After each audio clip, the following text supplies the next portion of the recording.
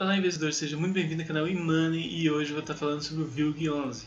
Bom, no vídeo de hoje eu vou falar sobre o Vinci Logística, os principais indicadores, os rendimentos, o portfólio, o balanço patrimonial, o preço justo, uma análise gráfica e vou mostrar o portfólio do canal.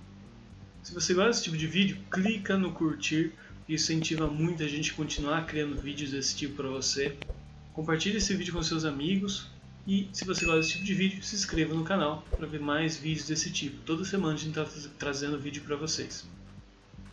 O Vinci Logística, a sigla dele é VILG11, muito conhecido VILG11, né? Ele tem a cotação de R$ 98, né? Então uma cota dele custa R$ 98. É do tipo logística, então ele é de tijolo, ele possui aí imóveis de logística.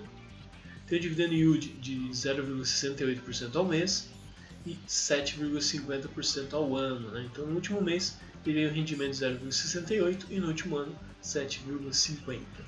Então aí já deixa o alerta um pouquinho vermelho, né? Porque a gente sabe que a inflação está batendo na casa dos 10, então a gente tem que avaliar isso. A liquidez é legal, liquidez de 23 mil, né? Então é fácil de comprar e fácil de vender esse fundo, você não precisa se preocupar que você não vai conseguir vender ele caso você venha comprar. O último rendimento foi de 70 centavos, rendimento ok. Prazo de duração é indeterminado, então não precisa se preocupar em duração de determinada operação, que você precisa vender o fundo, você pode comprar e simplesmente esquecer dele. A taxa de administração é de menos de 1%, então isso é bem interessante, né? Taxas abaixo de 2% é sempre interessante. E tem aí uma taxinha a mais do que exceder o IPCA, né? O que exceder da inflação, então vai 26% aí para o bolso do gestor, né? Então isso é interessante porque dá uma motivação a mais aí para o gestor conseguir ter rendimento melhor nesse fundo. Ele tem 16 ativos, né? 16 imóveis aí espalhados em 7 estados diferentes. O vencimento é meio problemático, né? Porque a gente pode ver aí que tem 39, vamos colocar aqui 40% em 2023 e 42 em 2025, né? Então tem boa parte aí dos contratos de aluguéis que vão estar vencendo em 2023, né? E depois só em 2025. Então 2023 é um ano um pouco chave aí, né? Tem que ficar esperto se ele vai conseguir renovar todos os contratos. O tipo de gestão é ativa, é a gestão que a gente gosta, né? Que o gestor funciona de forma ativa realmente, né? E não apenas passiva. O seu IPO aconteceu em 2018, então é um fundo aí que já tem 4 aninhos. E o gestor é o Vinci Real Estate. E aqui eu coloquei os sites que eu utilizei para fazer essas consultas nesses dados, né? E algumas outras consultas que eu vou mostrar mais para frente. Bom, sobre os rendimentos a gente pode ver que tem um histórico de rendimento até interessante, né? Aqui a gente pode ver que desde 2021 ele está tendo um rendimento um pouco mais estável, até aqui em 2022 ele subiu um pouquinho nos últimos 3 meses. A vacância ou taxa aí de desocupação dos imóveis, a gente pode ver que não existe, isso é bem interessante, né? Então aqui até existia no começo de fevereiro de 2021 uma taxa de vacância, mas era mínima, era menos de 10%. Eu não gosto de imóveis com 30% de vacância, né? Imagina com uma porcentagem tão baixa como essa, né? Aqui a gente pode ver que em janeiro de 2022 não possui nenhuma vacância, então todos os prédios, todos os galpões logísticos estavam alugados, isso é bem interessante. Os vencimentos, como eu comentei, a maior parte aqui, eu acho que um ano bem chave seria 2023, o próximo ano, né? Porque tem boa parte de vencimentos de contratos, e 2025 também seria um ano aí bem interessante, né? Tem 42%, então esses 2 anos tem que ficar um pouco atento no fundo para ver se ele vai conseguir renovar todos esses contratos. 2022 eu não achei tão interessante, tem apenas 10%, e 2024 apenas 5%. Em relação ao tipo de contrato, não é o que a maior parte dos investidores gostam, né? Ele tem apenas 20% em atípico, que é aqueles contratos que podem levar mais de 10 anos até, né? E contrato típico, que é aquele contrato comum, né, ele tem 80% basicamente, né, tem 79%, que são aqueles contratos menores, né, contrato de 3, 5 anos. Então a maior parte dos investidores prefere atípico, né, porque leva mais tempo aí para ter que renovar. Não vou entrar em detalhes entre típico e atípico, né? Já tem um vídeo que eu falo sobre isso, mas a maior parte dos investidores preferem aí o atípico, então talvez não seja tão interessante os contratos se você preferir atípico, né? Aqueles contratos mais longos. Em relação ao portfólio, a gente pode ver que ele tem a maior parte desse fundo em imóveis realmente, né? Então tem a maior parte em imóveis, tem uma pequena parte aqui em aplicação financeira e outros investimentos, né? Em relação aos estados, né?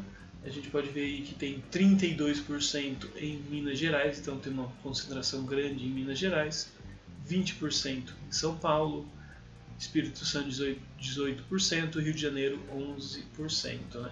Eu gosto de fundos assim, que tem uma variedade de estados maior, eu acho bem interessante, né? Porque caso tiver algum problema em um desses estados, o outro venha a suprir. A única coisa que eu não gosto tanto de ter uma concentração de 30% só em um estado, né? Seria interessante ter uma concentração menor, né? Mas ainda é interessante. E ele está exposto a São Paulo e Rio de Janeiro, né? Que ao nosso ver são os grandes polos do Brasil, então é importante ter exposição de São Paulo e Rio de Janeiro hoje em dia. O segmento tem vários segmentos aí de atuação, né? A gente pode ver que 37% é no setor de e-commerce, né? Então é basicamente tem galpões aí para a utilização de e-commerces, né? Tem transporte e logística 25%, alimentos e bebidas 9% e assim por diante. Bom, aqui a gente pode ver os principais locatários, né? A gente tem aqui com maior concentração de 13% a Tok Stock, tem também a Prêmio Locação, a Magazine Luiza, Ambev, L'Oréal, tem várias empresas, né? Mas a que chama mais atenção é a Tok Stock, que tem aí 13%. Sobre o balanço patrimonial, acho que é bem interessante a gente ver sobre isso também. A gente pode ver o ativo total, né? Tem um valor aqui interessante, né? E aqui a gente pode ver que o passivo total, seguindo a regra da contabilidade, vai ter o mesmo valor, né? Os totais, porque aqui a gente vai ter a parte de reservas de lucro, né? O lucro ou prejuízo aqui no caso. Então ele está com um lucro positivo, né? É um lucro não tão grande, mas bem interessante. Então está um fundo saudável, pelo que a gente pode ver aqui pelo balanço patrimonial, né? Se você não lembra de ativo ou passivo, eu vou deixar um vídeo aqui do lado que vai te ajudar um pouco sobre isso. E valor justo, eu realizei aí um cálculo utilizando o modelo de Gordon. O modelo de Gordon está aqui embaixo. Se vocês quiserem, vocês podem realizar. Também tem vídeo aqui no canal falando como utilizar o modelo de Gordon. Mas se a gente vê os dividendos distribuídos no último ano, né, os rendimentos, foi cerca de R$ 7,38 por cota, né? Lembrando, quanto mais cotas você tem, mais dividendos você recebe, né? Taxa, usando uma taxa Selic de 10,75%, a gente vê que o valor justo desse fundo seria de R$ 68 e ele está em R$ 98. Então, se a gente olhar o modelo de Gordon, não é interessante a gente investir nesse fundo nesse momento. Seria mais interessante a gente investir em renda fixa ou em outro fundo aí que tem um rendimento melhor. Tem vários fundos que eu estou mostrando aqui para vocês, né? Esse fundo não é uma sugestão ou uma indicação de compra ou de venda, né? Simplesmente você tem esse fundo, você pode escolher se você quer vender, se você quer manter, o que você faria, né? Eu, no caso, eu devo ter algumas cotas, deve ser pouquíssimas cotas esse fundo. Se eu não tenho, não lembro se eu não tenho nenhuma. Pode ser que eu tenha 5, 10 cotas desse fundo, não tem muita coisa.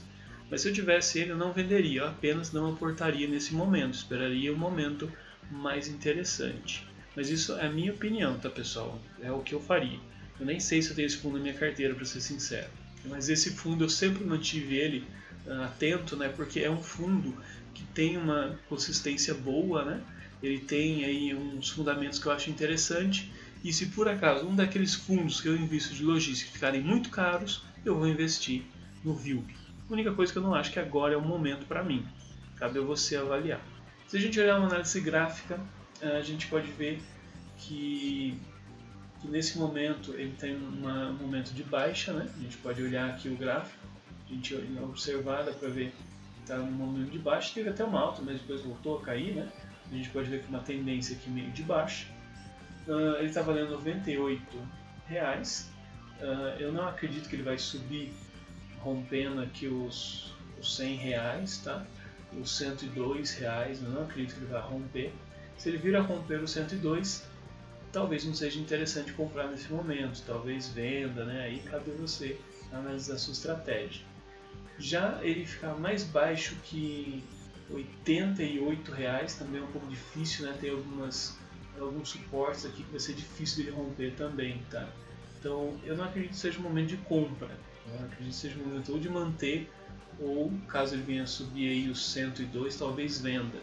Mas isso cabe a você analisar, a você mesmo fazer a sua análise, né? Eu recomendo sempre você fazer suas próprias análises. Tem aqui embaixo o site TradingView, que é o site que eu utilizei para fazer essa análise, e também tem vídeos aqui no canal mostrando como fazer análise gráfica e você mesmo conseguir descobrir se é interessante para você investir nesse momento ou não. E aqui eu vou mostrar o portfólio do canal. Muita gente já sabe, mas eu invisto em vários tipos de ativos, e um dos tipos de ativos que eu invisto é fundos, né? Fundos imobiliários. Eu tenho atualmente fundos de papel, fundos de shopping, fundos de galpões logísticos como o VILG e lajes corporativas. E que vocês podem ver todos os fundos que eu tenho, né, no meu portfólio. Aqui a gente pode ver que tem bastante fundos de papel, né? De papel eu tenho 5. Também tem aqui de galpões logísticos, né? Assim como o VILG, tem o XPLG11, o HGLG e o BTLG. E o VILG, no caso, eu utilizo mais se por acaso esses outros fundos apresentarem um desempenho não tão bom ou estiverem muito acima do preço, eu vou acabar aportando no VILG. Então o VILG é um que eu vou sempre deixar no meu radar, caso eu precisar de um outro fundo que seja mais interessante, ou um desses fundos tem algum problema, eu tenho aí um fundo de reserva, né, que eu posso utilizar para aportar aí, e não preciso me desesperar e sair procurando qualquer fundo em alguns momentos não são interessantes, sair pesquisando sem conhecer o fundo, né? Tem também aqui alguns fundos de lajes corporativas, né? E tem alguns de shopping também. Eu gosto sempre de ter no mínimo três